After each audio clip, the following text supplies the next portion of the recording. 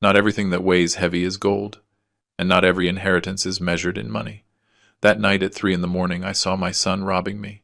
He was carrying a chest, 350 pounds, $17.5 million in jewelry and gold. I watched him from the darkness. He was sweating, breathing hard, with another man, dragging it out of my house like thieves. And I did nothing.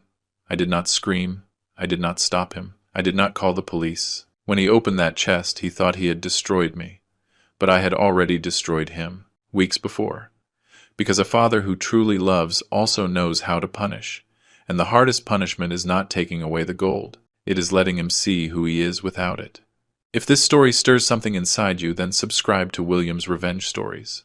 Every day I share a story that could be yours, or someone you know. Tell us where you are listening from. My name is William Anderson. I am 81 years old. I live on an estate on the outskirts of Vermont, in a house that belonged to my grandfather, and his grandfather before him. This house smells of old wood, of cedar oil, of candles my wife lit every night before sleeping. It has been 22 years since she died, and 3 weeks since I discovered the hole where everything I built in my life used to be. Not the gold, not the jewelry, but the trust. That night when I entered the back room and saw the empty space where the chest always was, I did not scream. I did not call anyone.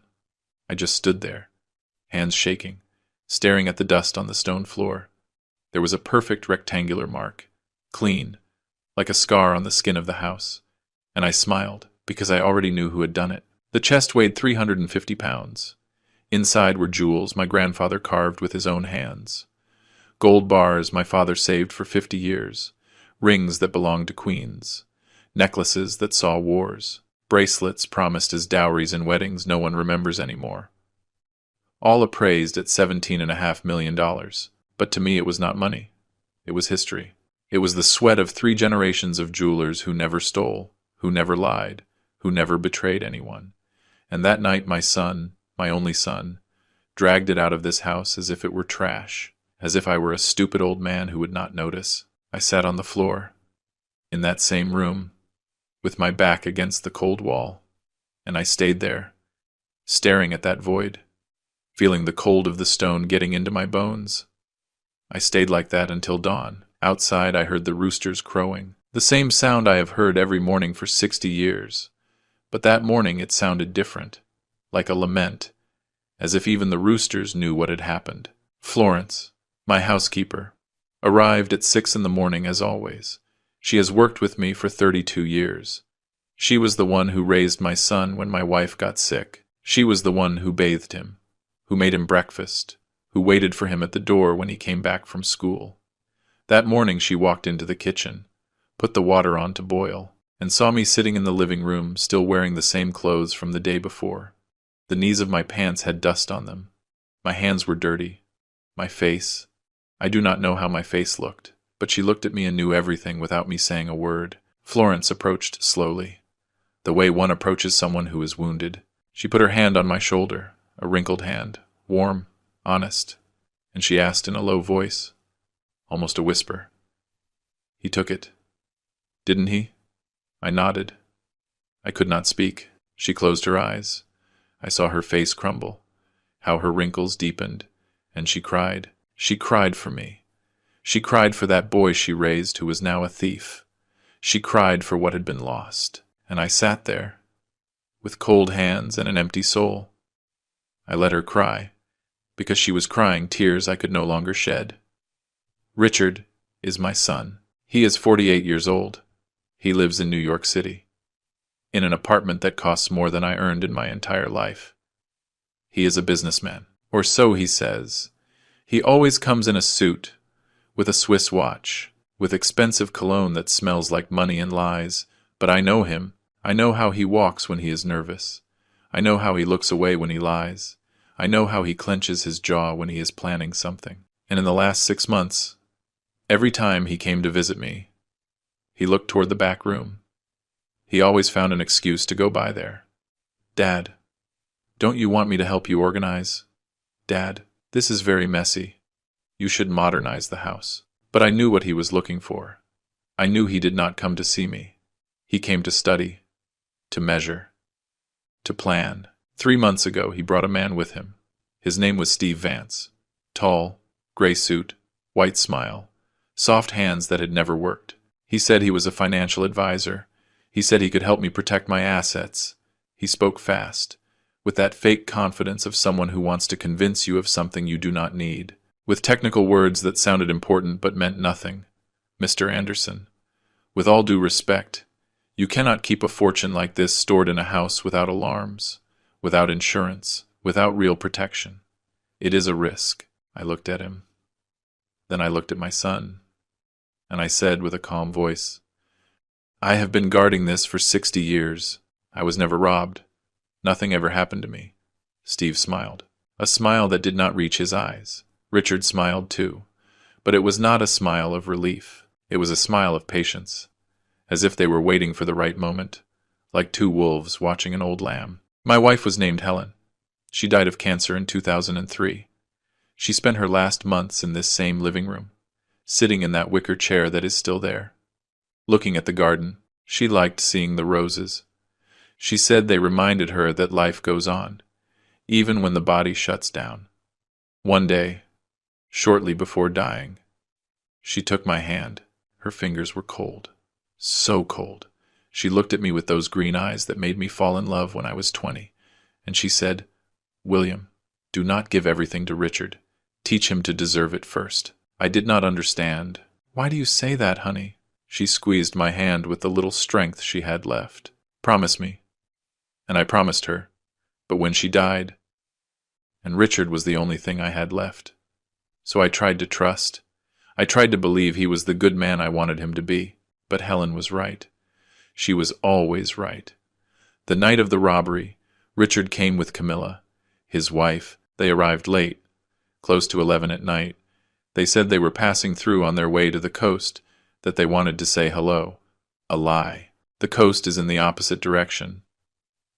But I said nothing. We had dinner together. Florence had prepared lamb, Richard's favorite when he was a boy. But he barely tasted it. Camilla barely looked at me. She was always like that. Cold. Polite but cold. Like a beautiful but empty statue. Richard talked about business, about trips, about an important contract in Boston. Things that do not matter to me anymore. I just wanted him to stay a little longer, to ask me how I was, to talk about something real, about us, about before. But he did not. At midnight, they left. He hugged me at the door. A quick hug. Mechanical. He said, Get some rest, Dad. And I believed him. I went to sleep thinking that maybe, just maybe, there was still something of my son in there. How foolish I was. I woke up at 3 in the morning. I do not know why. Sometimes it happens. At my age, sleep is light. I heard a noise. It was not loud. It was like a scraping sound, a slow drag, something heavy moving across the wood floor. Then a soft thud. Another one. I got up. My heart was beating fast, not from fear, from something worse, from confirmation. I walked barefoot to the hallway. My feet made the old floorboards creak, but they did not hear me. They were focused. The door to the back room was ajar. There was a yellow light moving inside, a flashlight, and I saw a shadow, a silhouette I have known since he was born. The broad shoulders, the way he leaned, the way he moved his hands. Richard was there, with a flashlight in his hand, and behind him, another man, Steve.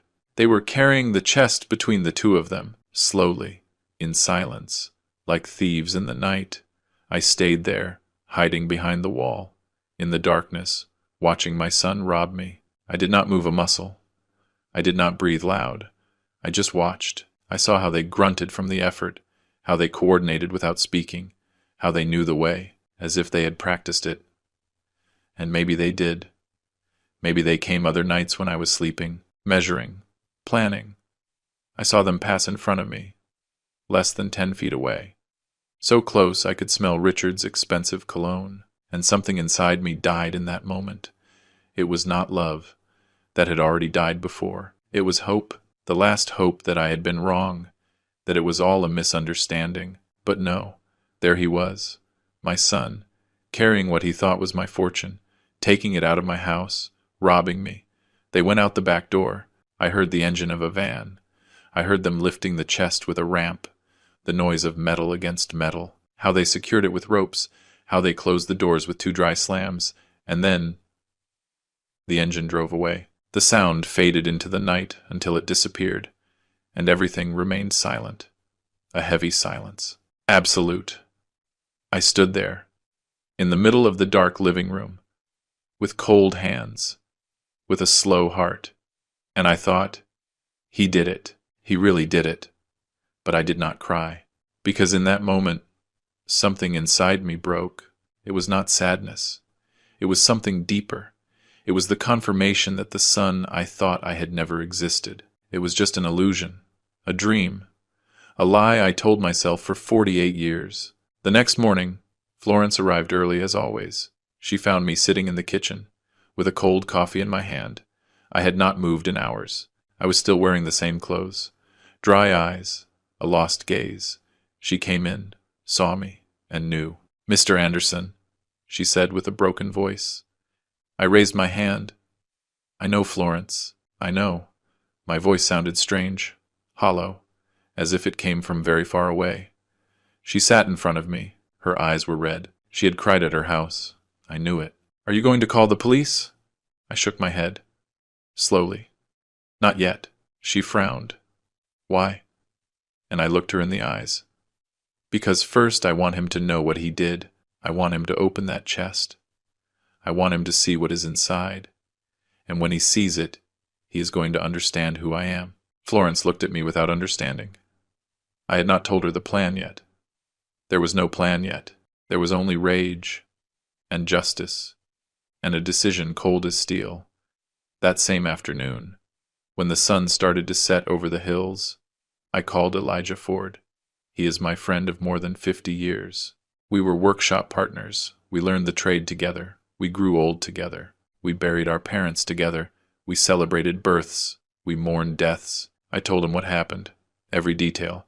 He stayed silent for a long time. So long I thought he had hung up. Then he said with a tired voice, "William, I warned you.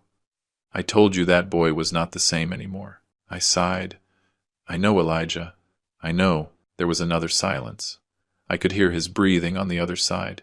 And then he asked, "What are you going to do?" I closed my eyes. And I answered with a calm I did not know I had. A cold calm, deadly. "I am going to teach him a lesson he will never forget, even if it costs me the little family I have left." Elijah said nothing more, but I knew he understood, because he is also a father, and he also knows what hurts. Richard was born on February 14th of 1977. It snowed that day in Vermont, something rare for that time of year. Helen said it was a sign. "This boy is going to be special," she told me while holding him for the first time. I looked at him. He was so small he fit in my two hands. He had his eyes closed, red skin, wet black hair, and when I touched him, he opened his eyes and looked at me, and I felt something I had never felt before. It was not just love. It was responsibility. It was a promise. It was the certainty that this boy was going to do everything I could not be. I hugged him, and I whispered, "I am going to take care of you, always." The first years were beautiful. Richard grew fast. He learned to walk before he was 1, to speak before 2. He was smart, curious, always asking why. He spent his afternoons with me in the workshop. I worked the jewels on the wooden table, with the loop in my eye, with the tweezers in my hand. He sat on a little stool beside me. He watched me in silence, as if he were watching magic. One day, when he was 5 years old, he asked me, "Dad, why does gold shine?" I stopped working. I looked at him, and I said, "Because it is pure sun, because it has nothing fake inside." He smiled, and I thought he understood. When he was 8, Richard helped me clean the tools. I taught him to polish, to organize, to respect each piece as if it were sacred. "This is not just gold, Richard. This is history. This is family." He nodded, and it seemed like he felt it. One Saturday he came running to the workshop with a drawing. It was a ring, rough, childish, but with details that surprised me. "Dad, When I grow up, I am going to make rings like you. I knelt in front of him, put my hands on his shoulders. And you are going to be better than me, son. Much better. He hugged me, and I closed my eyes, feeling his heart beat against my chest. That day, I thought I had done everything right. But Helen started getting sick when Richard was 12. At first it was something mild, tiredness, pains. But then came the tests, the doctors, the words we did not want to hear. Cancer, advanced, inoperable. Richard changed. He became quieter, more distant. He spent hours locked in his room. I tried to talk to him, but he only said, "I am fine, Dad. Leave me alone." And I left him alone, because I did not know what to say, because I was broken too. Helen died 3 years later. The funeral was a gray day. No sun, no air. Richard did not cry. He stood in front of the coffin, hands in his pockets, looking at the ground, and, when it was all over, he left without saying anything. At 18, Richard went to New York to study business administration. I wanted him to stay, to learn the trade, to continue the family tradition. But he said, "Dad, that belongs to the past. No one works with their hands these days. The future is something else." I did not know what to answer. I just watched him pack his things, get on the bus, say goodbye with a quick hug, without looking me in the eyes. And when the bus left, I stayed standing at the station, alone, feeling I had lost something more than a son going away to study. I had lost the boy who called me hero. During the first years, Richard called often, once a week. He told me about his classes, his friends, the city. I asked him if he was eating well, if he was sleeping enough, if he needed money. He always said no. "I am fine, Dad. Don't worry." But his voice sounded different, harder, colder, as if he were learning to be someone else. At 23, he told me he had a girlfriend. Her name was Camilla. "She is smart, Dad. We study together. You are going to like her." Camilla was tall, thin, with straight blonde hair, expensive clothes, perfect manners, too perfect. She greeted me with a smile that did not reach her eyes. "Nice to meet you, Mr. Anderson." I shook her hand, cold, soft, without strength. During the meal, she talked about business, about opportunities, about investments. Richard looked at her with admiration. I looked at both of them and thought, "Where is my son?" After eating, I went out to the garden to smoke a cigar. Florence followed me. "Mr. Anderson, that girl is not good for him." I sighed. "I know, Florence, but he is grown up now. He does not listen to me anymore." She shook her head. "No, sir, you are his father. You still have to try." But I did not, because I was afraid of losing him more than I already had. Richard married Camilla 2 years later. It was a big wedding, in New York, at an elegant hotel with people I did not know. I went alone. I sat in the first row. I saw my son say, "I do," with a smile that seemed practiced. I saw Camilla look at him with eyes that did not shine with love, but with ambition. And when the ceremony ended, Richard hugged me. "Thanks for coming, Dad." I hugged him back, and I told him, "Take care of her, and take care of yourself too." But he was no longer listening to me. Years passed. Richard visited less and less, once a year, if that, always in a rush, always with excuses. "Dad, I have a lot of work. Dad, I have to travel." I understood, or that is what I told myself. But the truth is, it hurt. It hurt sitting in that big empty house, waiting for a call that never came. It hurt seeing the photos of when he was a boy, smiling, happy, and comparing them with the man he was now. One day, Elijah came to visit me. He found me looking at an old photo. "What are you looking at, William?" I sighed. "My son, before he got lost." Elijah put his hand on my shoulder. "There is still time. While you are alive, there is time." 2 years ago, Richard started coming more often.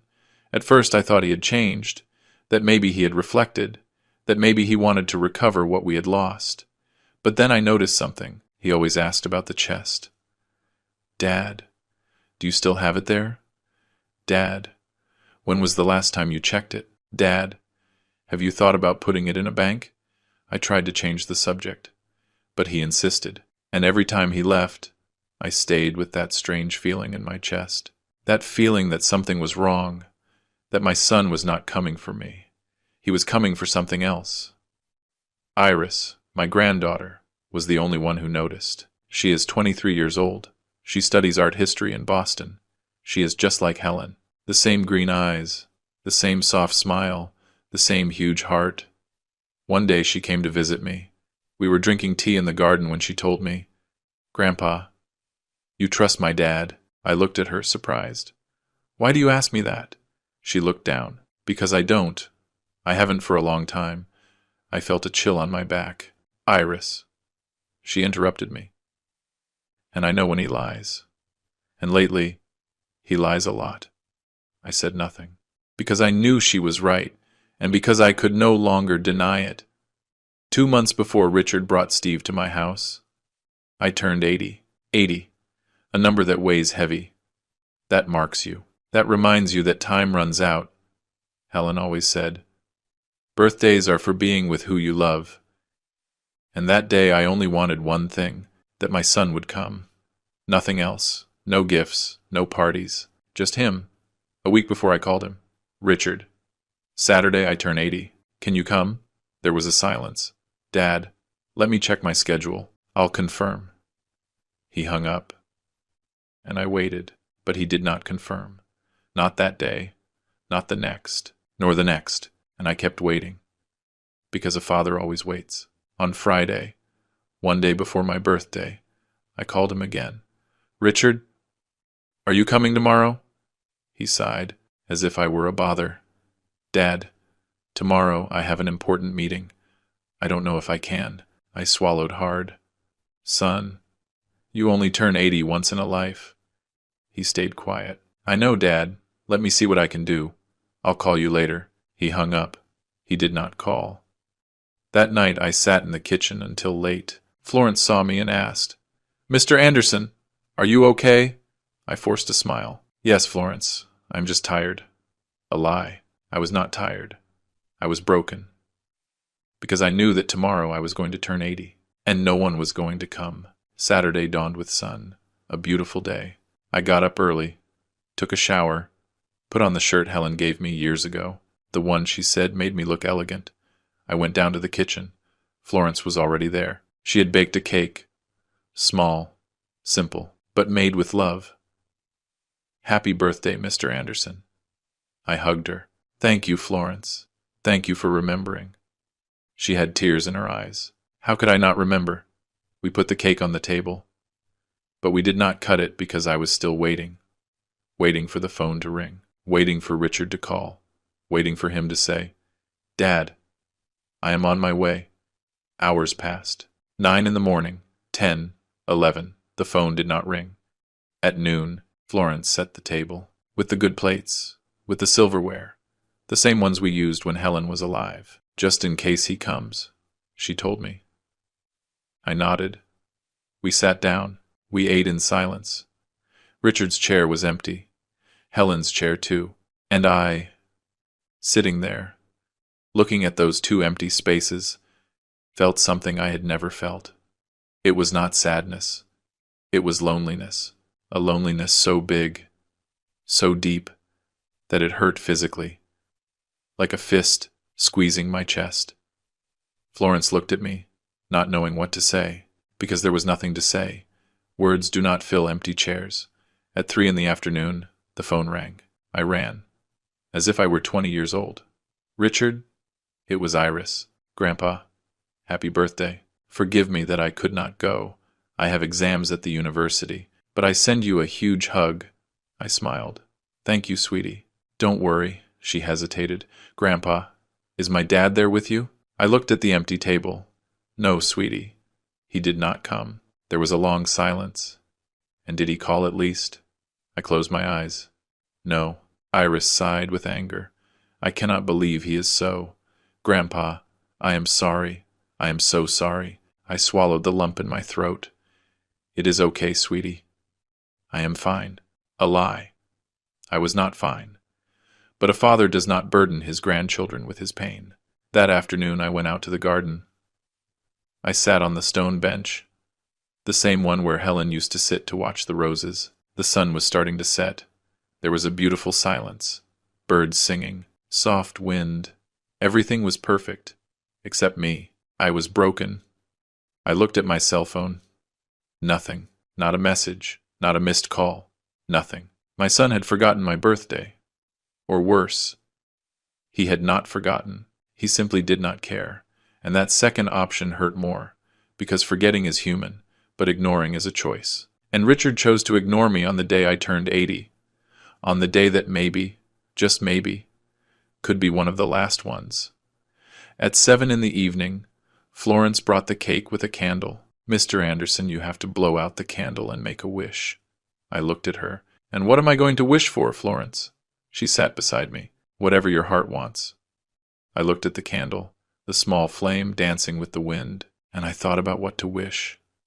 I thought about Helen, that I wished she were alive. I thought about Richard, that I wished he were the son he used to be. But then I thought about me, and I realized that the only thing I wanted was to stop hurting, to stop waiting for something that was never going to arrive. I blew out the candle, and the wish I made was the saddest of my life. May I have the strength to accept that my son no longer loves me. That night, at 11, when I had already given up, the phone rang. It was Richard. "Dad, happy birthday. Sorry for calling late. I had a horrible day. Meetings all day." His voice sounded tired, but not regretful. I said nothing. "Dad, are you there?" I took a deep breath. "Yes, Richard. I am here, waiting for you. All day. Waiting for you." He stayed quiet. "Dad, I already told you I had meetings." I interrupted him, and for the first time in years I told him what I really felt. "Richard, today I turned 80. 80. And you did not come. You did not even call on time. And I was here. Alone, looking at the door, waiting." He sighed, annoyed. "Dad, don't exaggerate. It is just a birthday." And there, in that sentence, I knew everything. "It is just a birthday," I repeated slowly. "You are right, son. It is just a birthday. Just like I am just your father. Just like it was only my wife who raised you. Just like it is only the house where you grew up." My voice trembled. Not from weakness, from contained rage. "Richard, your mother died 22 years ago, and since then you are the only thing I have left. The only thing. And today, the day I turned 80, you did not come, not because you couldn't, but because you didn't want to." He tried to interrupt. "Dad." But I continued, "And the worst part is not that you didn't come. The worst part is that you didn't care. That for you I am just a birthday, something that can be forgotten, something that is not worth the effort." I hung up, and I cried. I cried like I hadn't in years. Florence, who had heard everything from the kitchen, came and hugged me. She said nothing. She just held me while I cried. And in that hug, I understood something.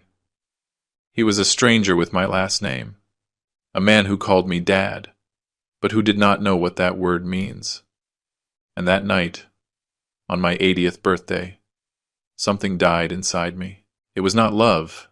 That had already died before. It was hope, the last hope, that maybe someday he would return to be who he was. That night I understood that he was not going to return, that the boy who hugged me in the workshop, who called me hero, who drew me under a yellow sun, that boy was dead, and in his place remained a man who forgot birthdays, who ignored his father, who only came when he needed something. The next day, Sunday, a package arrived. It was from Richard, a big box. I opened it. Inside was an expensive watch, shiny, with a card. "Happy birthday, Dad. Sorry I couldn't go. Here I send you something so you remember me." I looked at the watch, cold, soulless, bought in a rush, probably at the airport, to soothe his guilt, and I put it in a drawer, because I did not need a watch to remember him. I needed a son. And that, no matter how much money he spent, he could not buy. That afternoon Elijah came to visit me. Happy birthday. Belated. William. He brought me a bottle of old wine. We sat in the garden, and I told him everything. When I finished, he shook his head. That boy is lost. I nodded. And I can no longer save him, Elijah. I can no longer. After my forgotten birthday, after the conversation with Iris, I tried to convince myself I was exaggerating. They are just suspicions. I told myself, he hasn't done anything bad. But the following weeks proved me wrong. Richard started calling me more often, sometimes 3 times a week. But the conversations were strange, brief, cold. How are you, Dad? And before I could answer well, he was already changing the subject. Hey, Dad. That insurance I mentioned, did you think about it? I sighed. Richard. He got impatient. It's just that you don't understand. In this day and age, keeping things like that in a house is crazy. And he hung up, without saying goodbye, leaving me with the phone in my hand and an emptiness in my chest. One afternoon in October, Richard arrived without warning. He had a folder under his arm. Dad, I brought you information. Look at it. They were brochures from security companies, from banks, from armored deposits, all with the logo of Steve Vance's company. I glanced at them without interest. Richard, I don't need this. He hit the table with his open hand. Not hard, but it was enough for Florence, who was in the kitchen, to poke her head out. It's just that you are stubborn, he shouted. What is going to happen if they rob you? If something happens to you, that chest has to be protected. I looked straight at him. Protected from whom, Richard? He stayed quiet. He went pale. And then with a lower voice he said, From anyone, Dad. From anyone. But what hurt me the most was when he stopped calling me Dad in person. It started with Old Man. The first time we were in the garden, I offered him water. No, Old Man, I already drank. I froze. I thought I had heard wrong. What did you say? He didn't even flinch. What? I did not insist. But that word stuck in me like a splinter. The second time was worse. We were arguing again about the chest. He raised his voice. Old Man, understand once and for all. You are no longer fit to take care of those things. I got up from the chair. I looked him straight in the eyes. Don't call me that again. He laughed. A dry laugh. Humorless. Like that. Old man is what you are, Dad. Old and stubborn. That night I did not eat dinner. I stayed seated in the dark living room, with my hands on my knees, staring at the wall. Florence entered slowly, with a bowl of soup. Mr. Anderson, you have to eat something. I shook my head. She left the bowl on the table and sat beside me. That boy is not the same anymore. I nodded. I know. She put her wrinkled hand on mine. You don't have to put up with this. He is your son. Yes. But you also deserve respect. I swallowed hard. And what do I do, Florence? Lose him forever? She sighed. Mr. Anderson, maybe you already lost him. And maybe what you have to do now is take care of yourself. Days later, Florence told me something that froze my blood. Mr. Anderson, forgive me for what I am going to tell you, but I have to do it. I looked at her. Tell me. She lowered her voice. That man, Steve, the one who came with your son a few weeks ago. I saw him again. He was alone, outside the house. I went out to sweep the front, and there he was, across the street, with his cell phone in his hand. When he saw me, he walked fast toward a car. But before leaving, I saw him pass by the back door. He crouched down and was looking at the lock. I felt like I couldn't breathe. When was that? She looked down. 4 days ago. I didn't want to scare you, but I had to tell you. That same afternoon, I checked all the doors, all the windows, the locks, the bolts. Everything was fine, but I no longer felt safe. I felt watched, spied on, as if someone were studying my house, measuring my steps, waiting for the exact moment. I called Elijah. William, you have to do something, he told me. You cannot stay there waiting for the worst to happen. I did not know what to do. I did not want to believe it. I did not want to accept that my son, my own blood, was planning to rob me. But all the signs were there, and I could no longer ignore them. Iris came to visit me again one Sunday. This time she brought lunch. We ate in the garden. She looked at me with concern. "Grandpa, I see you very tired." I forced a smile. "I am fine, sweetie." She put down her fork. "No, Grandpa, you are not fine. I know you. Something is happening to you." I sighed. I didn't want to worry her, but she insisted. "Is it my dad again?" I did not answer, and that silence was enough. She closed her eyes. "Grandpa, please, tell me what is happening." So I told her everything. The thing about Steve, the calls, the old man comments, the locks. She listened without interrupting, and when I finished, she had tears in her eyes. "I cannot believe he is capable of doing this to you," she whispered. I squeezed her hand. "I don't want to believe it either, but the evidence is there." Iris stayed quiet for a long time. Then she looked at me with determination. "Grandpa, I am going to talk to him." I shook my head. "No, sweetie. I don't want you to get in the middle." She stood up. "I don't care. He is my father. But you are my grandfather, and I am not going to let him hurt you." That afternoon, when Iris left, I stayed sitting in the garden watching the sunset, and for the first time in a long time I did not feel completely alone. Someone in this family still saw me, still cared for me. But Richard came back before Iris could talk to him. He arrived one night, close to 10, without warning. He knocked on the door hard. I opened. He was serious, tense. "Dad, we have to talk." He entered without waiting for an answer. He sat in the living room. I closed the door and remained standing. "What's wrong?" He took a deep breath. "Dad, Steve made me a proposal. It's good. Very good. He can insure everything you have in that chest. But he needs to see it, appraise it, document it." I shook my head. "I already told you no." He stood up. "Dad, stop being so distrustful. He is just trying to help you."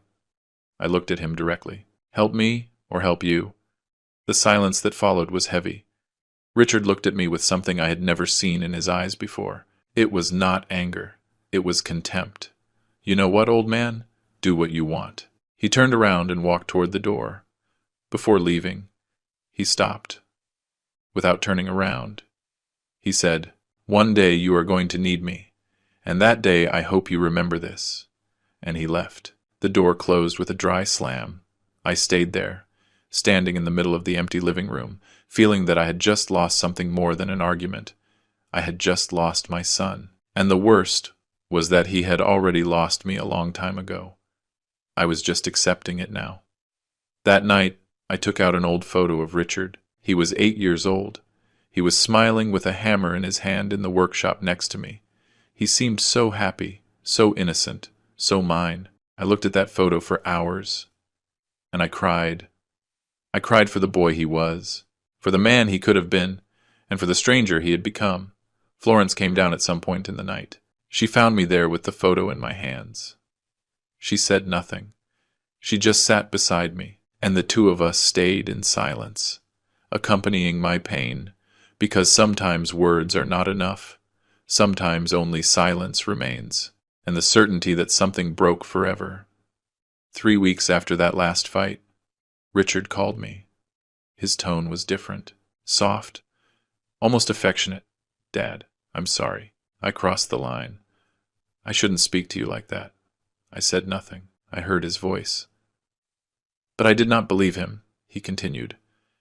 "I want to invite you to dinner, to New York, on Friday. We'll go to a nice place, you and me, like before. What do you say?" Something inside me wanted to believe, a small part, a foolish part that still hoped my son would return. "It's okay," I said finally. "Perfect, Dad. I'll pick you up at 5. He hung up, and I was left with the phone in my hand, wishing I wasn't wrong. But deep down, I knew I was. Friday arrived. Richard appeared in a black Mercedes, shiny, with leather seats and that expensive smell I never liked. "Do you like it, Dad?" I nodded without enthusiasm. "It's nice." I got in. He drove fast, talking about business, about contracts he just closed, about an important client. I listened halfway. I looked out the window, watching the fields pass, the hills, the towns, And I thought, when was it that I stopped knowing this man? We arrived in New York when the sun was starting to set. The sky was orange, beautiful, but I could not enjoy it, because I felt something bad was about to happen. The restaurant was right downtown, an elegant place, with a glass facade, golden lights, waiters in black vests. Purely business people come here, Richard said as we entered. You're going to like it. But I didn't like it. I felt out of place, with my old shirt, my worn shoes, my slow way of walking. People looked at us, or rather, they looked at me, as if asking themselves what I was doing there. Richard walked ahead, confident, greeting the maitre d'. I have a reservation. Table for 6. I stopped. 6? He turned around. Yes, Dad. I told you it was a dinner. Some friends are coming. But he hadn't told me anything. And there I knew this was not what he had promised me. When we arrived at the table, there were already people. Camilla was sitting, looking at her cell phone. Steve Vance was next to her in a blue suit, and that fake smile I already knew. And there were 3 other men I did not recognize. Richard introduced me quickly, without enthusiasm. This is my dad, William. The men nodded. One raised his hand in greeting. Another barely smiled. No one stood up. No one shook my hand. I sat at the end of the table. Richard sat on the other side, far away. And that's how the worst dinner of my life began. They talked about things I did not understand, about hedge funds, about stocks, about real estate projects. I tried to follow the conversation, but I got lost. The words were technical, fast, full of codes only they handled. I ate in silence, chewed slowly. The steak was tough. Or maybe it was me who no longer had the strength even to swallow. No one asked me anything. No one looked at me. It was as if I wasn't there, as if I were a ghost sitting at the end of that long and cold table. At one moment, one of the men mentioned something about family assets. Everything must be legally documented, he said with a serious tone. Steve seized the opportunity. He looked toward Richard. Exactly. There are still people who keep fortunes in their houses, without protection, without insurance. It is a terrible risk. Everyone nodded. I felt how the conversation was directed toward me, how every word was a poisoned arrow. Richard looked at me sideways. I held his gaze. And in that silence I understood. This dinner was not a reconciliation. It was an ambush, a way to pressure me in front of others, to make me look like a stubborn and irresponsible old man. I decided to speak. Just once. They were discussing the value of antiques, and I, who had spent 60 years working with jewelry, wanted to contribute something. Actually, the value of an antique piece does not depend only on the metal or the stones. It depends on the provenance, on the history, on who. Richard interrupted me. He raised his hand as if he were a police officer stopping traffic. Dad, stop. You don't understand these things. Let us talk. I was left with the words stuck in my throat, with the fork suspended in the air, with my dignity in pieces. Camilla looked away. Steve smiled uncomfortably. The others continued talking as if nothing happened, as if I had never existed. If you are listening to my story, comment down below where you are watching from. Sometimes, knowing that I am not alone in this gives me strength to keep telling it. The rest of the dinner was a quiet hell. I no longer tried to speak. I chewed without tasting. I drank water without thirst. I just waited for it to end. Richard laughed with the others. Camilla ordered dessert. Steve told a joke and everyone laughed except me. At one moment, Richard looked at me. Are you okay, Dad? I nodded. But I was not okay. I was destroyed. And the worst was not the interruption. The worst was that he had humiliated me. In front of strangers, in front of his wife, in front of everyone. He had taken away my voice. He had taken away my respect. He had turned me into nothing. When the dinner ended, we all left together. Outside it was cold. Richard talked with Steve about I don't know what. Camilla walked ahead, in a hurry. I stayed behind, alone, watching them walk away. Then I felt a hand on my shoulder. I turned around. It was an older man, about 60 years old, with a gray beard and tired eyes. Mr. Anderson? I nodded. I am Evan Burns. I worked with your son 5 years ago. He shook my hand. Nice to meet you. He looked toward where Richard was. Then he looked at me. And, with a low voice, almost a whisper, he said, "Be careful with your son. He did the same to me before sinking me. Do not trust him. And trust that guy Steve even less." I froze. What happened? Evan shook his head. I don't have time. But investigate. Ask around. Richard has debts. Many. And he is desperate. Before I could ask more, he left. Walked fast. Disappeared among the people. Richard came toward me. Who was that? I shrugged. He confused me with someone. Richard looked at me suspiciously, but did not insist. Well, Dad, I'll take you to the station. Tomorrow I have meetings early. I can't drive you to Vermont. And there I understood another thing. He wasn't even going to drive me back. He was going to leave me alone. As always. The return trip by train was the longest of my life. I sat by the window. I watched the darkness outside. The lights of the towns passed fast. The people in the car slept, read, talked.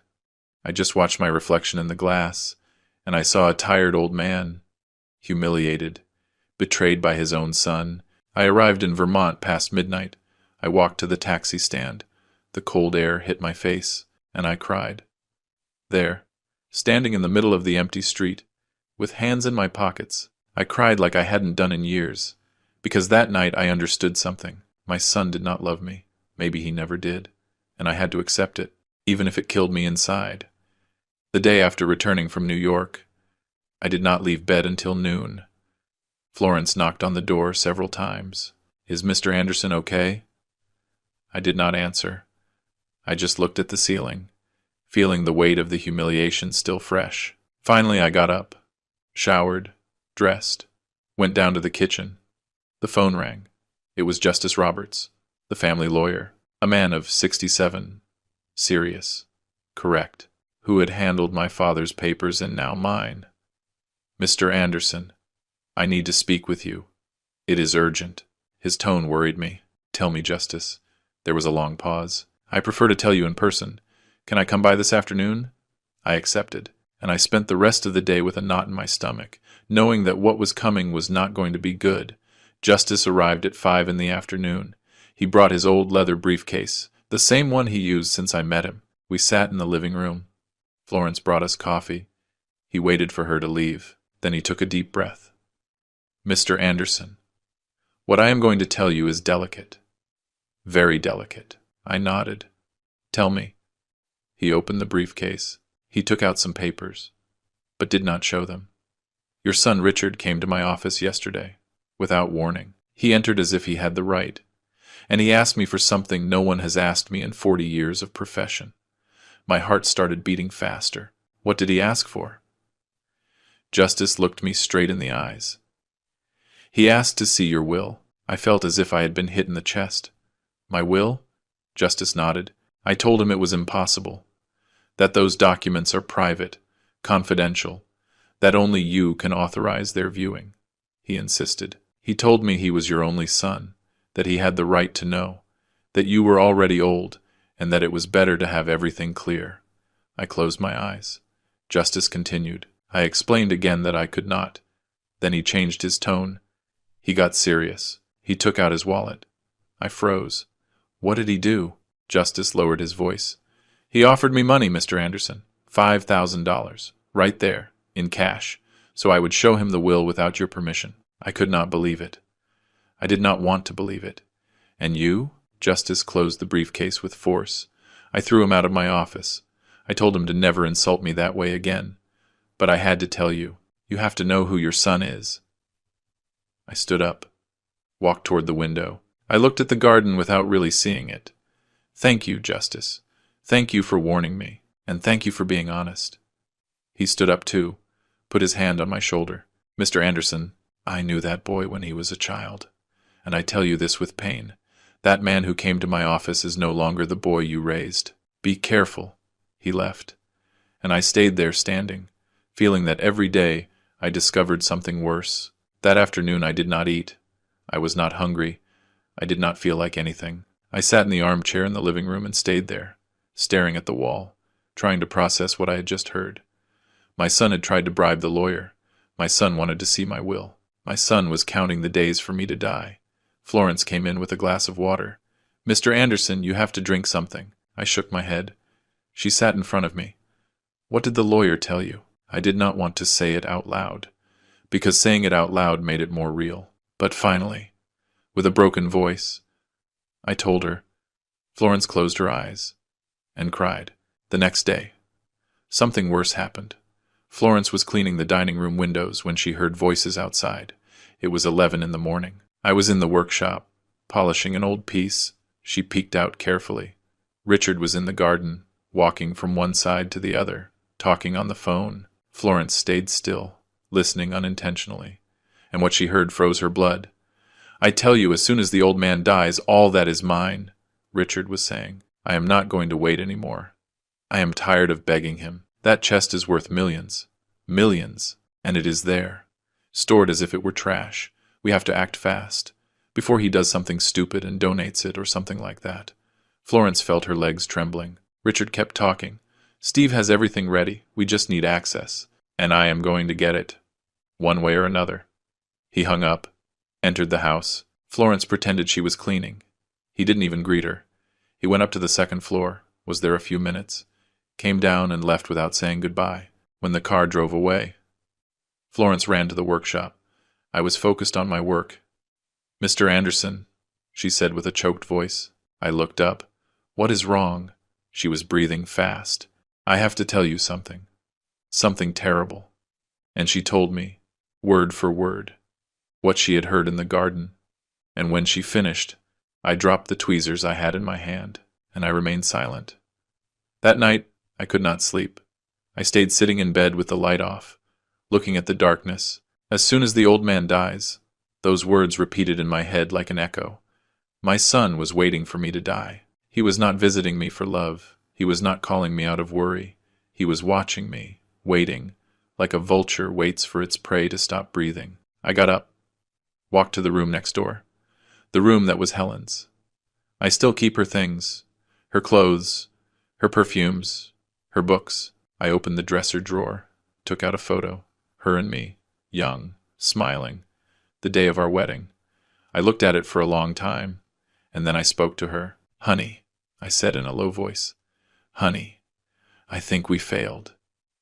You told me not to give him everything, to teach him to deserve it. But I did not listen to you.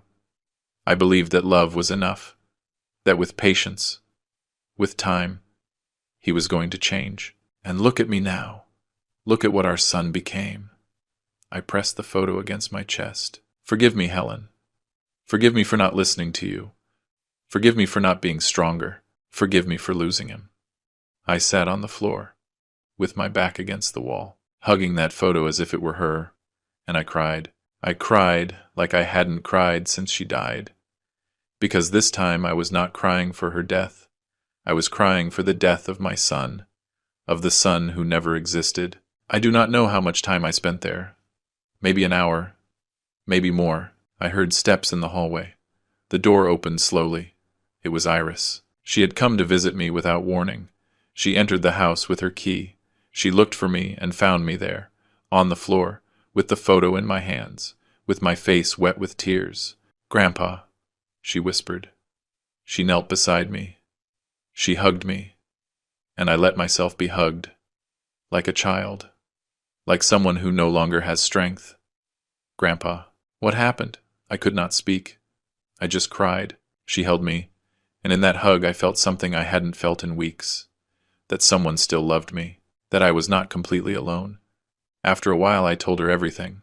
The thing about the lawyer, the call in the garden, the part about as soon as the old man dies. Iris listened to me with red eyes. When I finished, she shook her head, disbelieving. "It can't be. Grandpa, it can't be." But I nodded. "Yes, it can be, sweetie."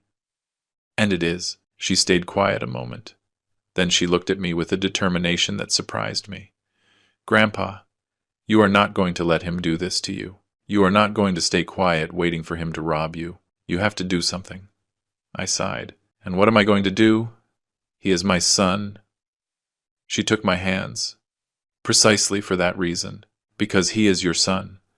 And because what he is doing is not what a son does, it is what a thief does. And thieves have to learn. That night something changed inside me. I stopped being the victim, and I started to be the one who makes decisions. After Iris left that night, I stayed alone in the house. Florence had gone to her room. Everything was silent. But in my head there was a thunder. Richard's words did not stop repeating. As soon as the old man dies, all that is mine. I walked through the empty house, through the workshop, through the living room, through the garden under the moon, and in every corner I saw ghosts. I saw the boy he was, the man he could have been, and the thief he had become. I sat on the garden stairs, the same ones where he sat as a child eating bread with oil, and I cried again. But this time the tears were not of sadness. They were of rage. I entered the house. I went up to the second floor, opened the door to Richard's room, the room where he grew up, where he slept until he was 18. I still keep some of his things, school trophies, childhood photos, a drawing he made for me when he was 6, me, him, and Helen, holding hands under a yellow sun. I took it. I looked at it, and I felt something break inside me. That boy in the drawing no longer existed. Maybe he never existed. Maybe it was always an illusion of mine, wanting to see goodness where there was only ambition, wanting to see love where there was only interest. I tore the drawing, in 2, in 4, in small pieces, and I let them fall to the floor. I went down to the kitchen. It was 3 in the morning. I made coffee. I sat at the table, and I thought, what am I going to do? I could report him now, but without proof he would say I was crazy. I could confront him, but he would lie, like he always did. I could wait for him to rob me, and then report him, but that would make me a victim, and I did not want to be a victim anymore. I wanted to be the one who controls, the one who decides, the one who teaches. And then something in my mind cleared up, cold, calculating. An idea started to form, slow, but perfect. I took out an old notebook, a pen. I started to write. Plan. I wrote the word and underlined it twice. Step 1. Make exact replicas of every piece in the chest. Step 2. Swap the real content for the replicas. Step 3. Send the real jewelry out of the country. Step 4. Let Richard steal the chest. Step 5. Report him publicly. Step 6. Wait for him to try to sell the pieces and discover they are fake. I reread what I had written, and I smiled. It was not a smile of happiness. It was a smile of war, because this was no longer about forgiving. It was about teaching, and the best lessons hurt. But then I thought about Helen, about what she would tell me if she were alive. William, he is your son. And I would answer her, not anymore, honey. Not anymore. Because a son does not wait for his father's death. A son does not bribe lawyers. A son does not call the man who gave him life old man. Richard had stopped being my son the day he chose gold over me, and I, finally, had to accept it, no matter how much it hurt, no matter how much it destroyed me.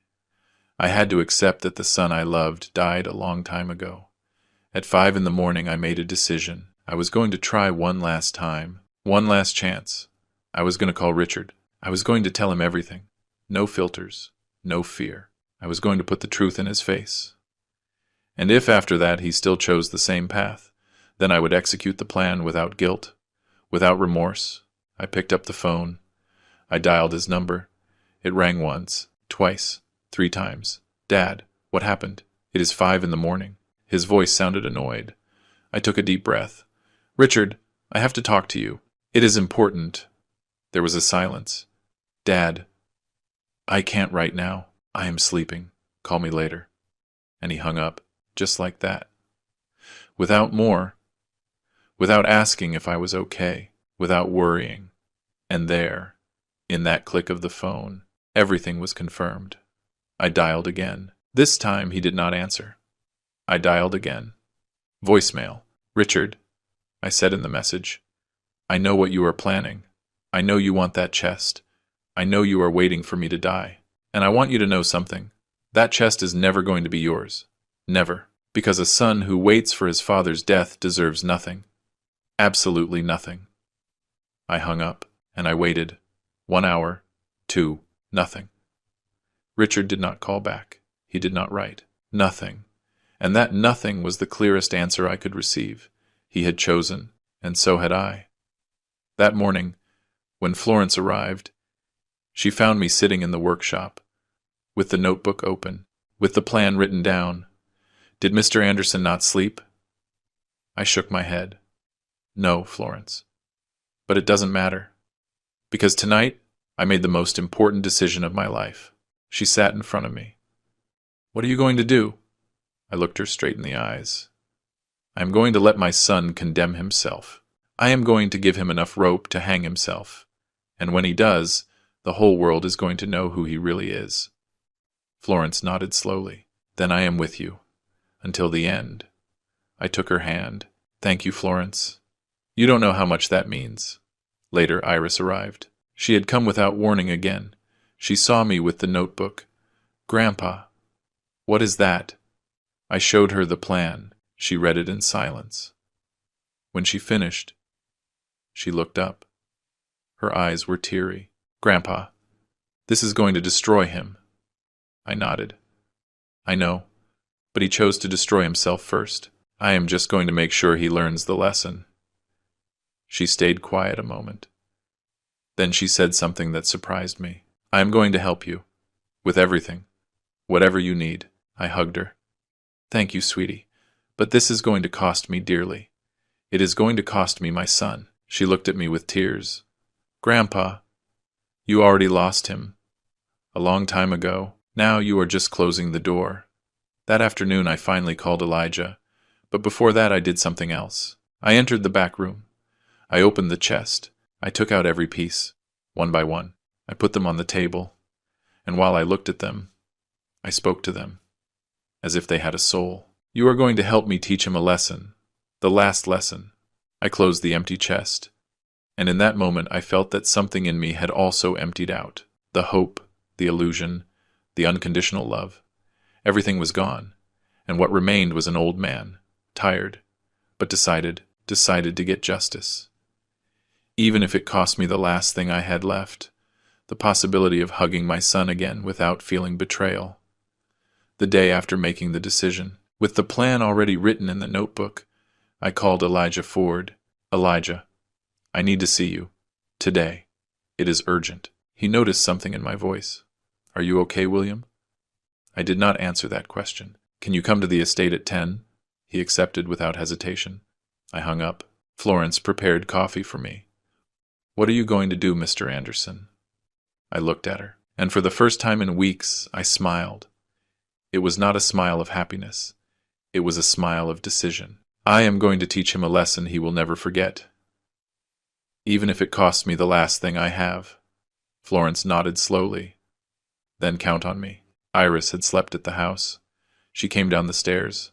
Grandpa, I want to help too. The three of us looked at each other.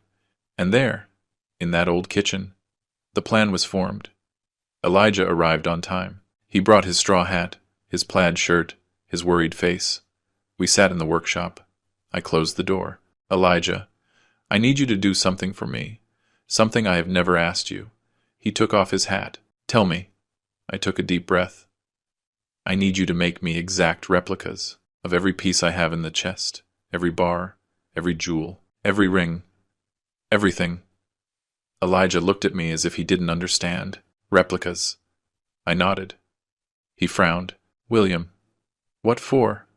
I looked him straight in the eyes. To let my son rob me, but so he doesn't steal what he thinks. The silence was long. Elijah leaned back in the chair, and then slowly he began to understand. Are you saying that? I interrupted him. Yes, I am going to substitute all the real content for replicas.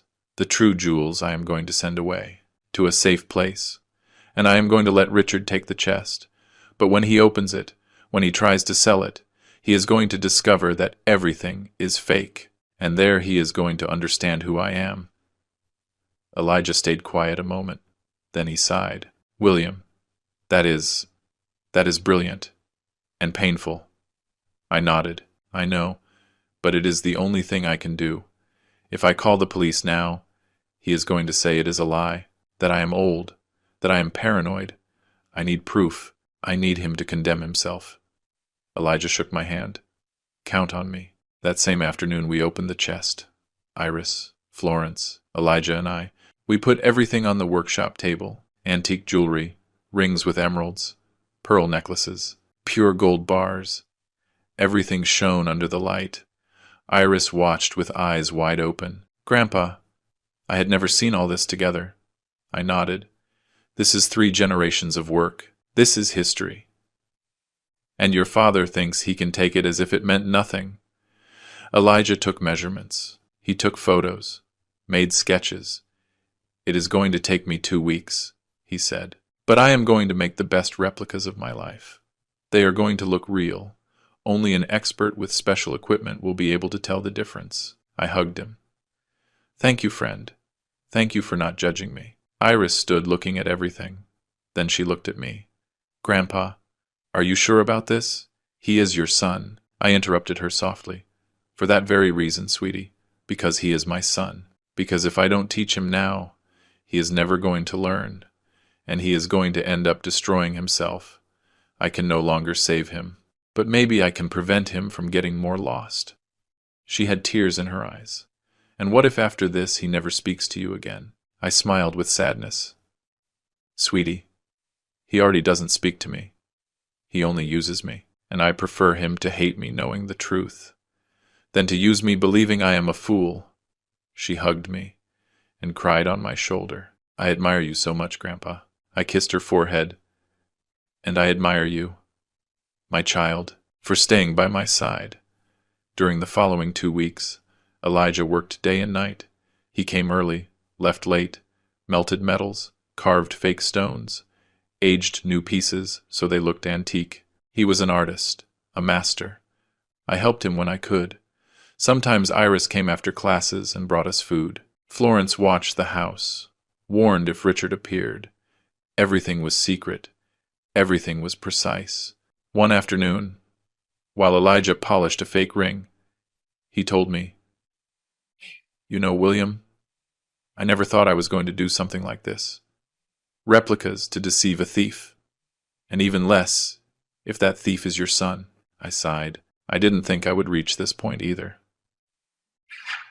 But here we are. He nodded. Here we are. Finally, the replicas were ready. Elijah brought them in a wooden box. We put them on the table. They were perfect. Identical. They shone the same. Weighed similar. Only an expert with lab equipment could notice that the gold was not pure, that the emeralds were glass, that the pearls were fake. Elijah, this is a work of art, I told him. He smiled tiredly. It is the best thing I have done in my life. And the saddest, too. I paid him. He did not want to accept. This is for friendship. But I insisted. Take it. You deserve it. He took the money and, before leaving, hugged me tight. May God be with you, friend. I nodded. I don't know if God is with me anymore, but I know you are. And that is enough for me. That night, with the help of Iris and Florence, we substituted the contents of the chest. The real jewels were stored in sealed suitcases. Iris would take charge of taking them to a bank in Switzerland, in the name of a foundation I had created in secret in Helen's name. The chest remained filled with replicas. Perfect. Intact. No one would notice the difference. But before closing it, I took out a paper. I wrote a letter. With my own handwriting. I trembled while I wrote, not from fear, from rage, from pain, from disappointment. I wrote, What you were looking for was not gold. It was power. And that was never in this chest. It was in your heart, and you lost it a long time ago. Your father. I folded the letter. I put it inside an envelope, and I placed it at the bottom of the chest underneath the fake bars. Iris watched me in silence. Grandpa, do you think he is going to read it? I locked the chest with the key. Maybe, maybe not. But I needed to write it. I needed him to know that I am not a stupid old man, that I knew, that I always knew. Florence put her hand on my shoulder. Mr. Anderson, you are the bravest man I know. I shook my head. I am not brave, Florence. I'm just tired. Tired of being deceived, tired of being invisible, tired of waiting for my son to be who he is never going to be. I closed the chest, turned the key, and I felt something similar to peace. Iris left that same night for Switzerland with the real jewels. I gave her a signed letter, legal documents, everything necessary. Take care of them, sweetie. That is the true legacy, not the gold, but what we are going to do with it. She nodded. I won't fail you, Grandpa. She left, and I stayed in the house with Florence.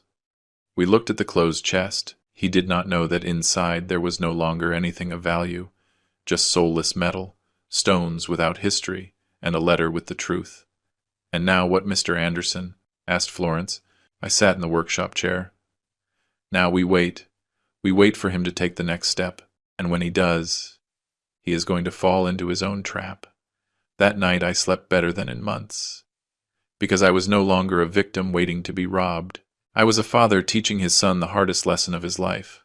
I woke up early. I went out to the garden. The sun rose slowly over the hills. The air smelled of wet earth, and for the first time in a long time I felt something similar to hope.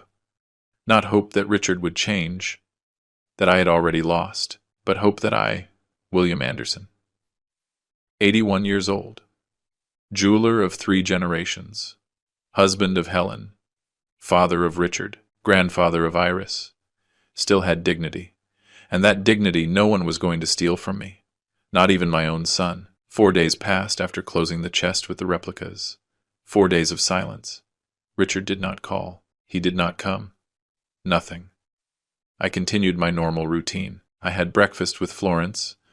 I worked in the workshop. I went out to the garden in the afternoons. But everything was different, because now I knew what was coming, and I was prepared.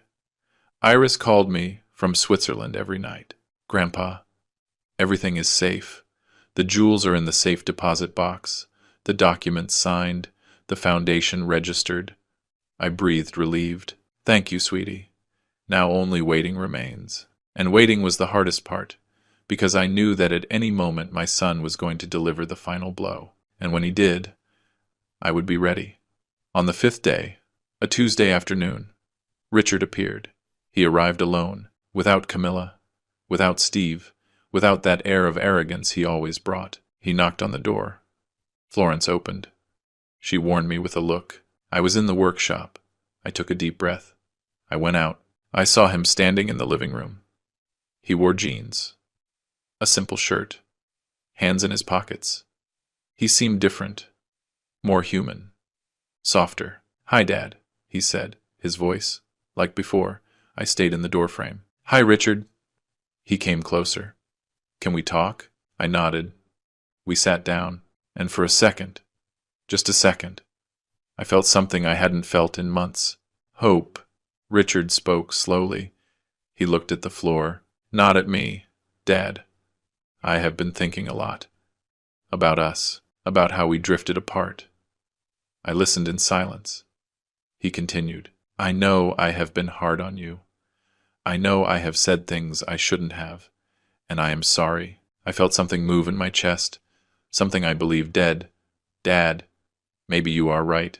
Maybe I have drifted too far. Maybe I have forgotten what is important. I wanted to believe him. God, how I wanted to believe him.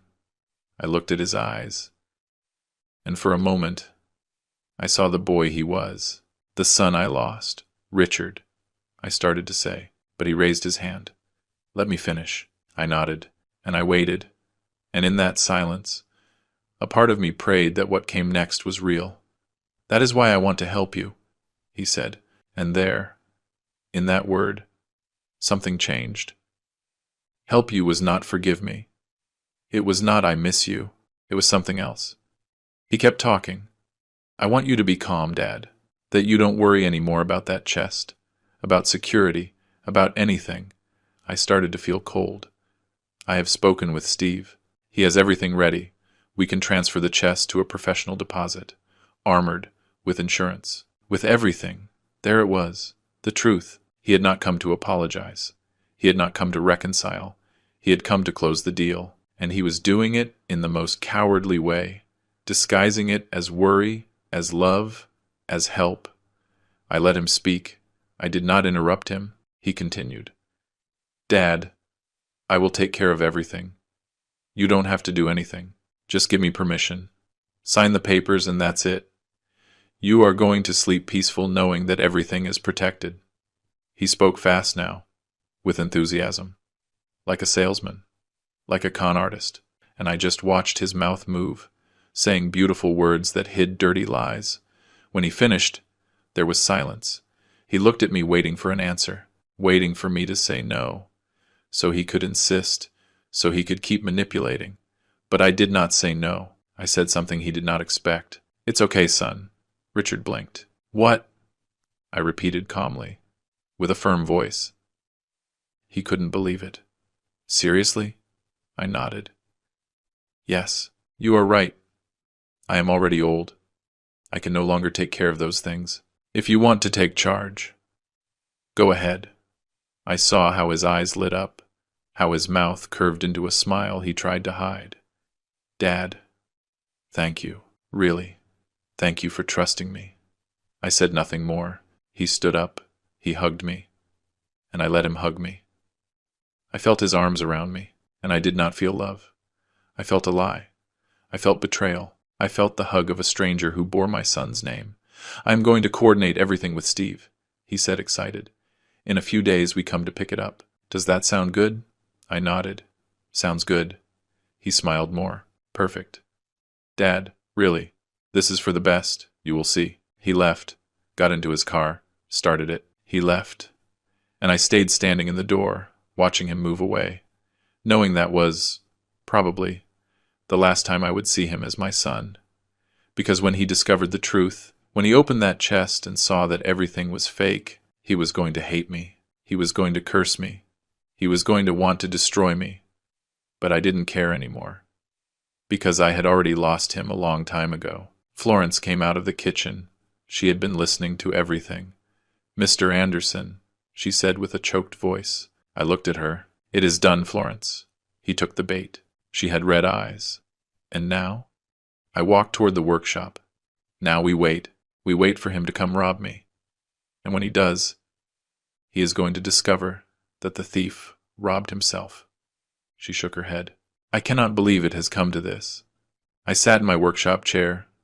I looked at the old tools, the same ones my grandfather used, the same ones my father used, the same ones I used all my life, and I thought, 3 generations of honesty, and my son destroyed them in a single generation. That night Richard called.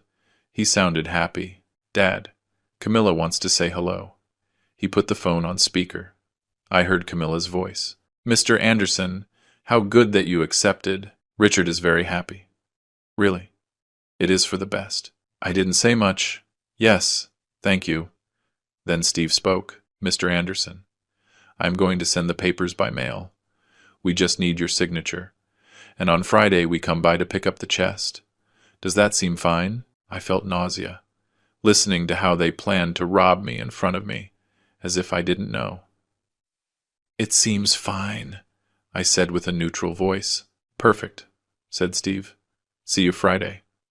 They hung up, and I was left with the phone in my hand, feeling a mix of rage, sadness, and something similar to satisfaction, because I knew what was coming on Thursday. The papers arrived by courier. I opened them. They were transfer documents. Authorization, full of legal terms. I read them carefully. They did not say secure deposit. They said transfer of temporary custody. It was a legal trap. Once I signed, the chest would officially be under Richard's custody. Legally. He could do whatever he wanted with it. I called Justice Roberts. Mr. Anderson, do not sign that. It is a scam, I sighed. I know, Justice, but I am going to sign. He stayed quiet. Are you sure? I closed my eyes. Completely sure. Trust me. I hung up. I signed the papers. I put them in the envelope and left them ready for when they came. That night I couldn't sleep. I stayed sitting in the living room, with the lights off, looking at the clock. Tomorrow was Friday. Tomorrow Richard would come. Tomorrow he would take the chest. And I was going to let him. without fighting, without screaming, without crying. Because this time the war was not won with strength. It was won with intelligence. And I had already played my best card. I got up, walked to the back room. I looked at the closed chest. It shone under the moonlight entering through the window. I passed my hand over it. Cold, heavy, empty. And I whispered, "Tomorrow, son. Tomorrow you are going to learn who your father is." Friday dawned gray. Heavy clouds covered the sky. It was cold. I woke up early at 5 in the morning. I hadn't slept well. I showered, dressed, went down to the kitchen. Florence was already there, preparing coffee in silence.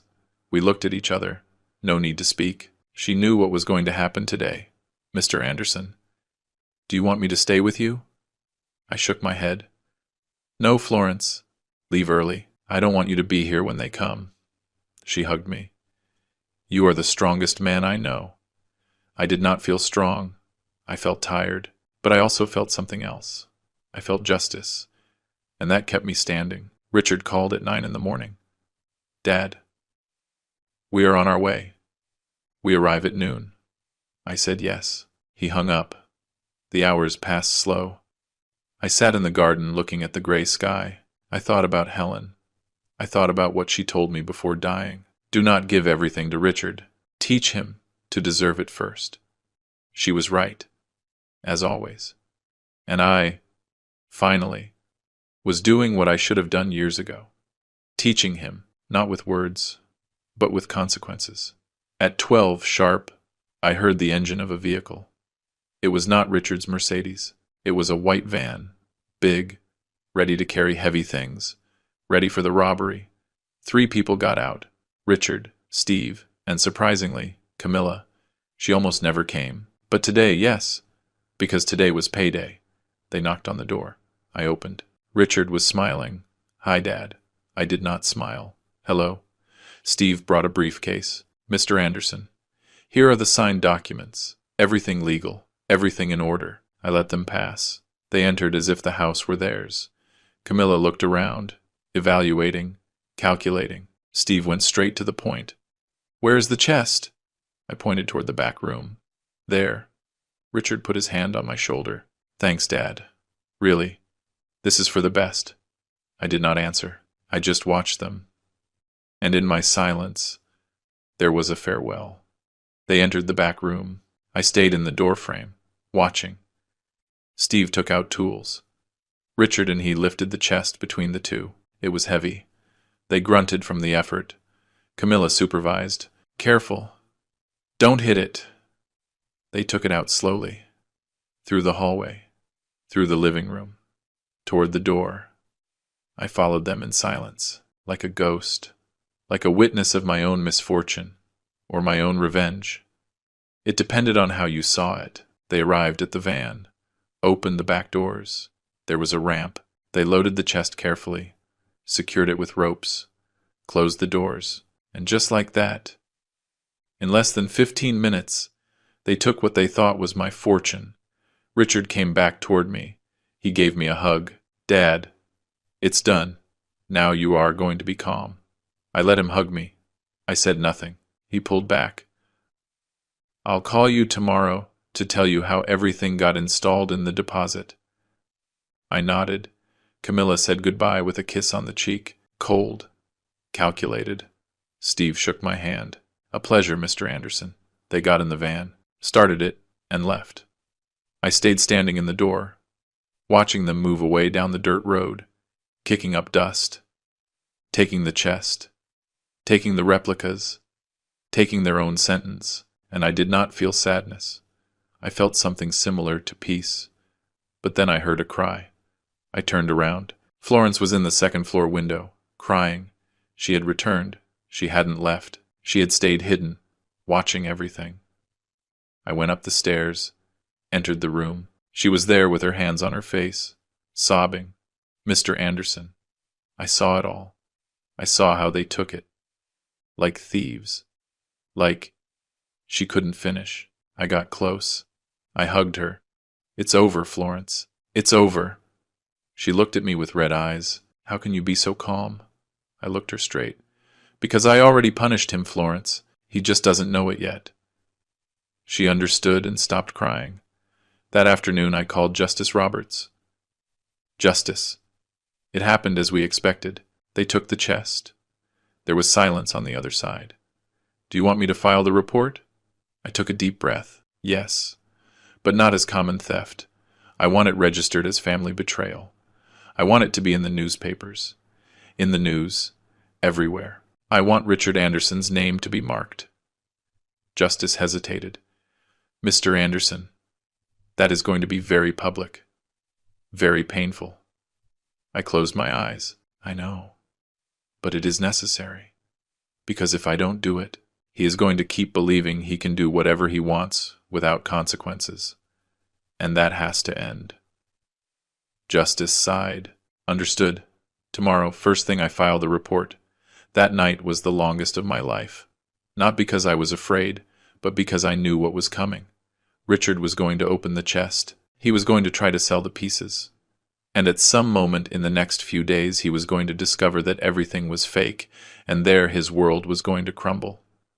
I sat in the dark living room, looked at Helen's photo that is always on the mantel, and spoke to her. Honey, I did it. I did what you asked me. I taught him. I don't know if he is going to learn, but at least I tried. The moon entered through the window. The house was silent. And I, for the first time in months, felt in control. I was no longer the victim. I was the judge. And the verdict was already given. The next day, Saturday morning, Justice filed the report.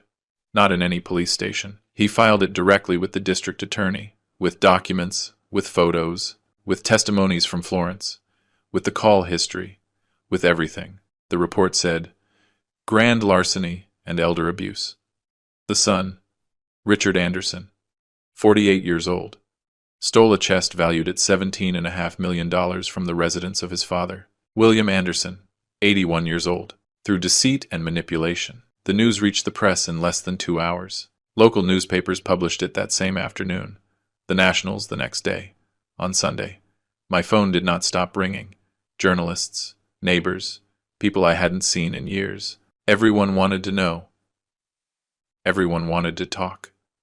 I did not answer anyone. I just waited.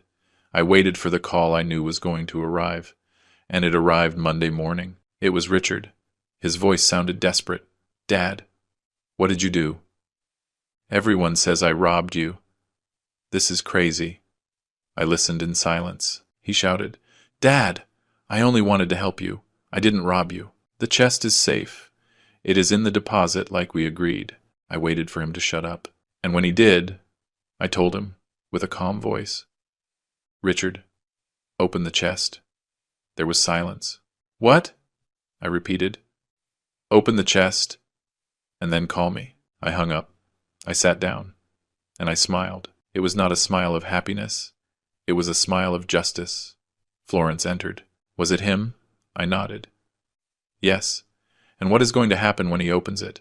I looked out the window. He is going to discover that the man he thought he could rob was smarter than him, stronger than him, and more dignified than him.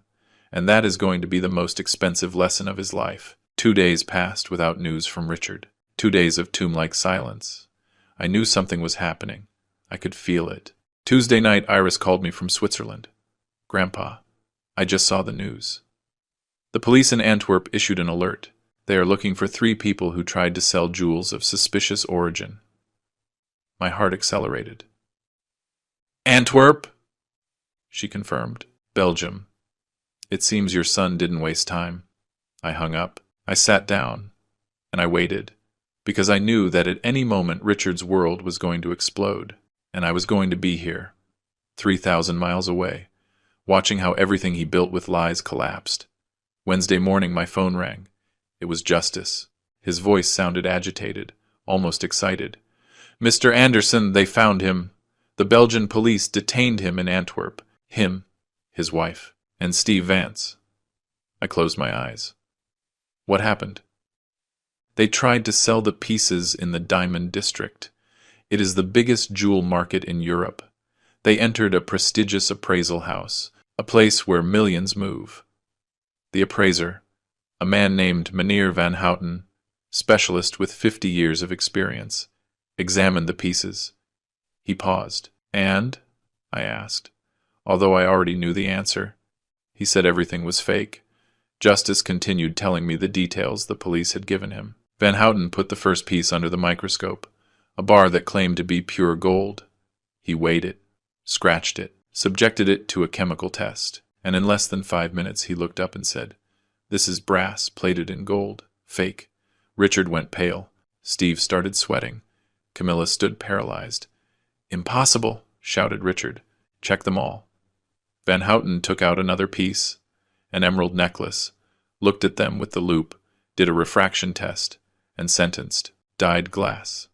Fake." One by one, he examined every piece, every ring, every bracelet, every bar, and all, absolutely all, were perfect replicas, but without value. Richard lost control. Continued Justice. He started screaming, "My father tricked me. That old man tricked me." Van Houten frowned. He asked him where he had gotten those pieces. Richard, in his desperation, told the truth. "From my father's house, in America. They are mine by inheritance." But Van Houten already knew. He had already seen the news in the international papers. The case of the son who stole the father's fortune. He called the police. In less than 10 minutes, 3 patrols arrived. They surrounded the place. Richard tried to flee. Steve, too.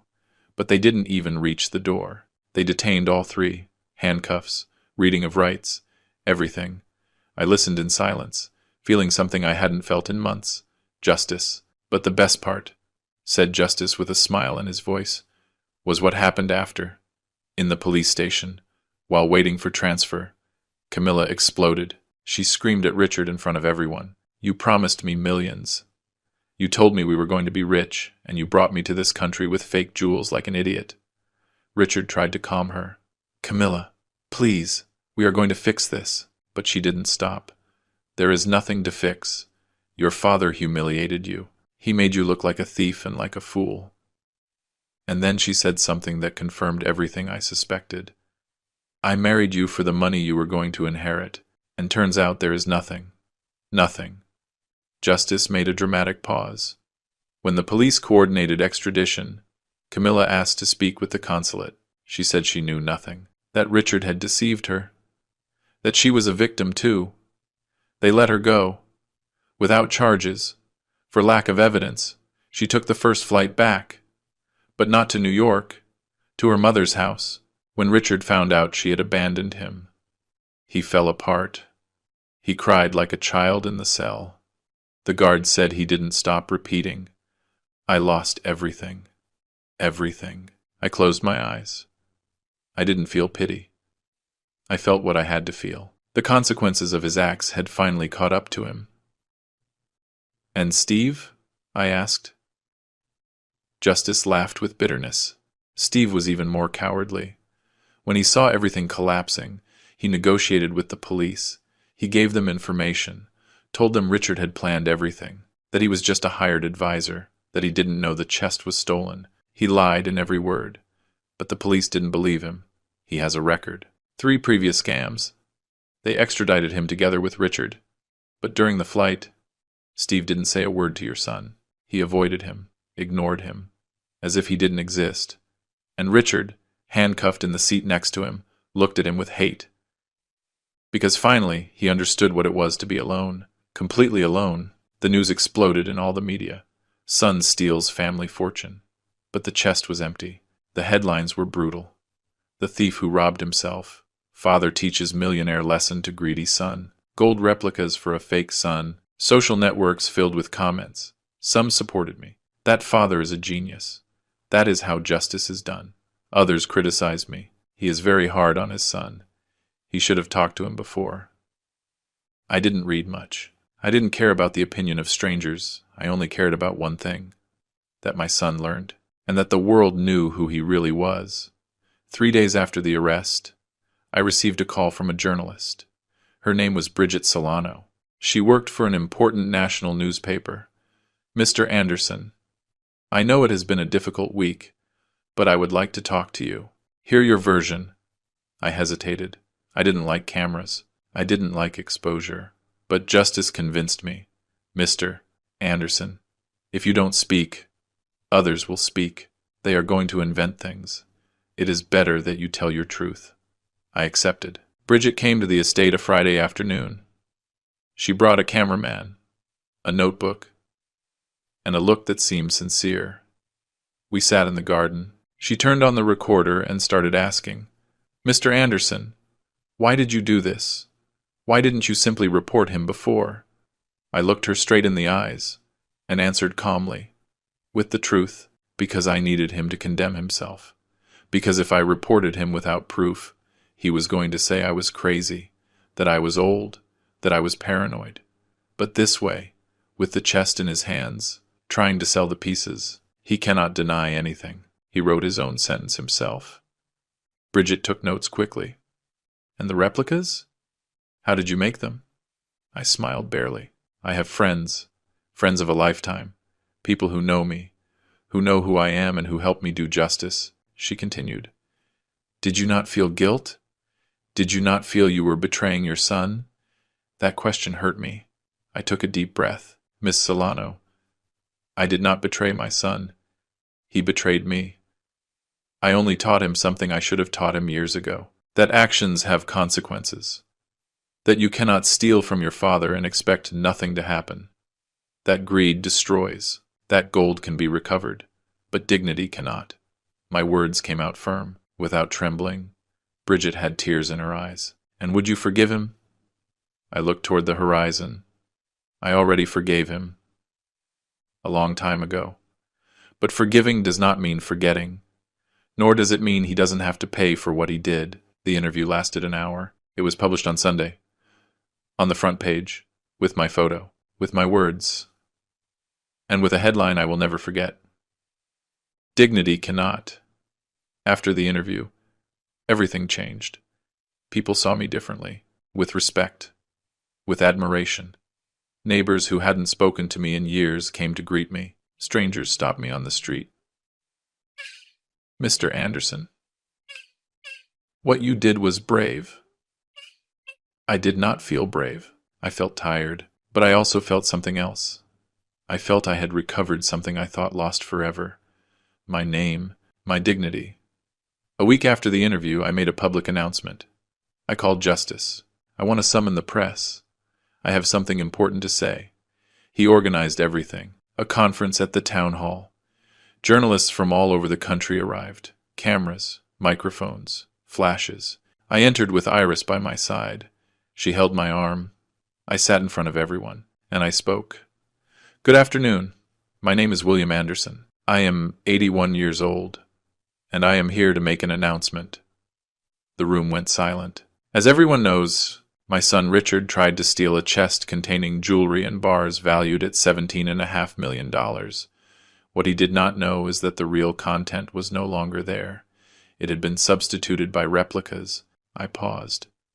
Many have asked me where the real gold is, and today I am going to answer. The real gold is in Switzerland, in a safety deposit box, registered in the name of a foundation I created in honor of my late wife, Helen Anderson. Murmurs filled the room. I continued, this foundation has a purpose, to rescue family jewelry businesses in bankruptcy, to help artisans who, like me, have dedicated their life to a trade that is disappearing. The $17.5 million will be used to give interest-free loans, to train young people, to preserve the tradition, because the true legacy is not kept in a chest, it is given away. The cameras didn't stop flashing. Journalists wrote frantically. Bridget Solano, in the first row, looked at me with a smile.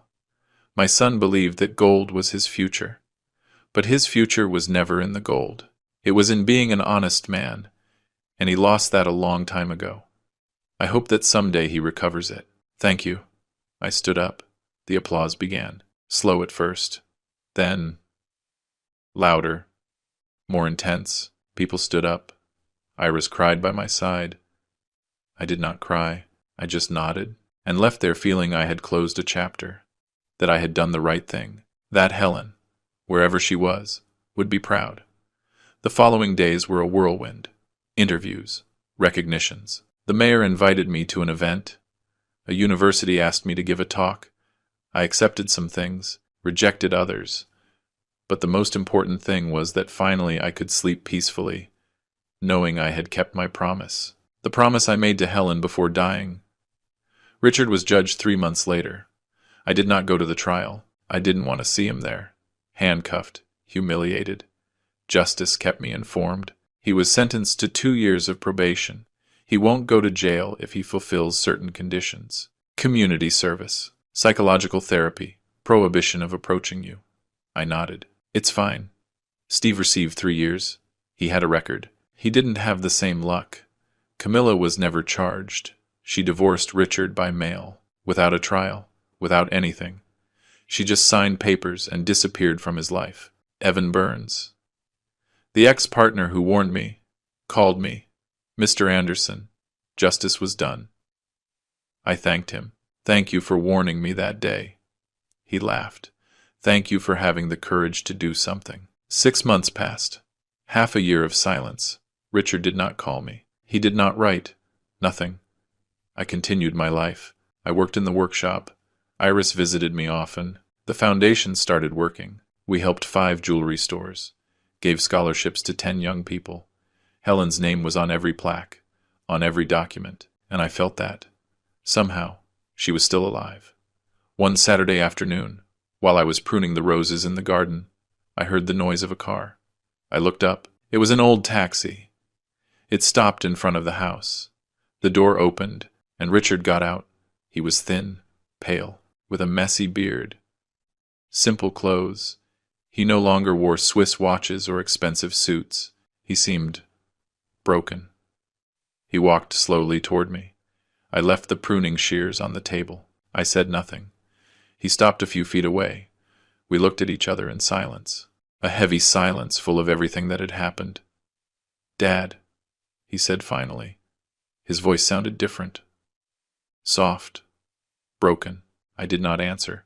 He took another step. "Dad, I come to ask for forgiveness." And then he did something I never thought he would do.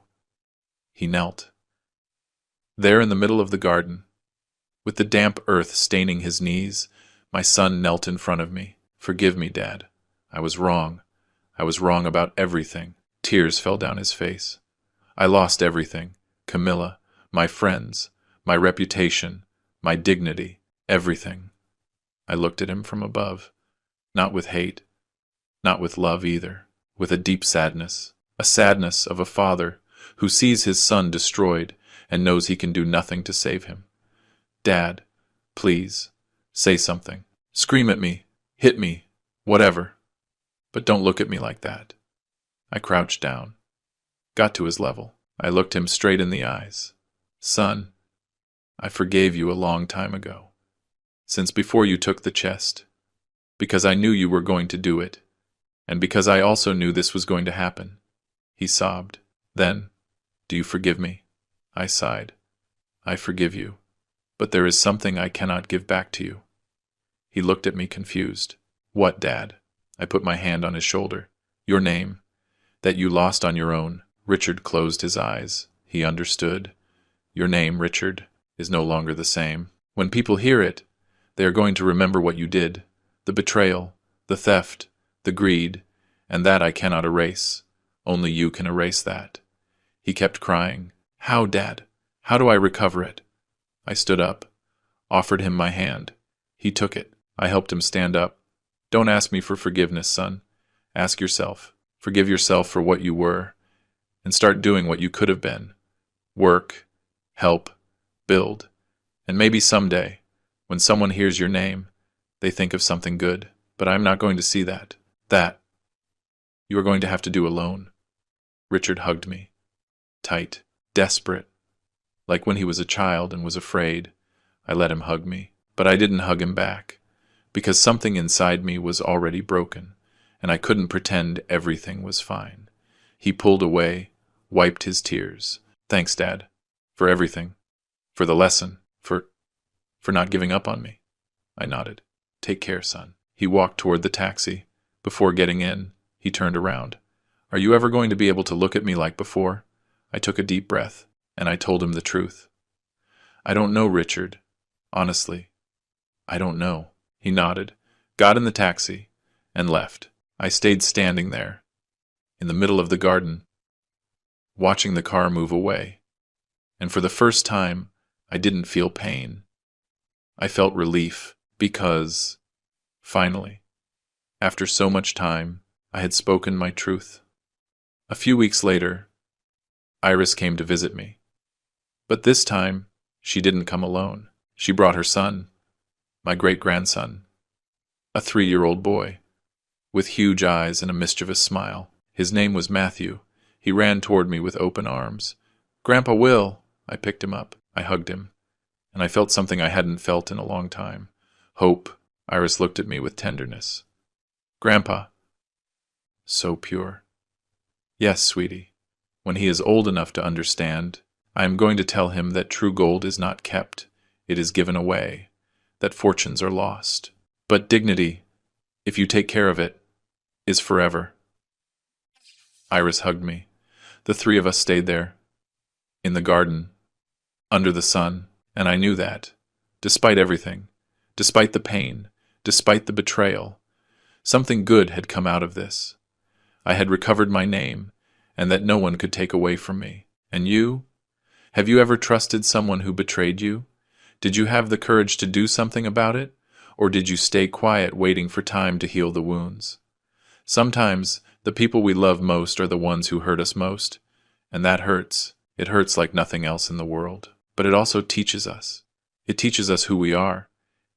It teaches us what we are willing to tolerate. And it teaches us that dignity is the only thing we truly possess. If this story touched your heart, leave me a comment down below.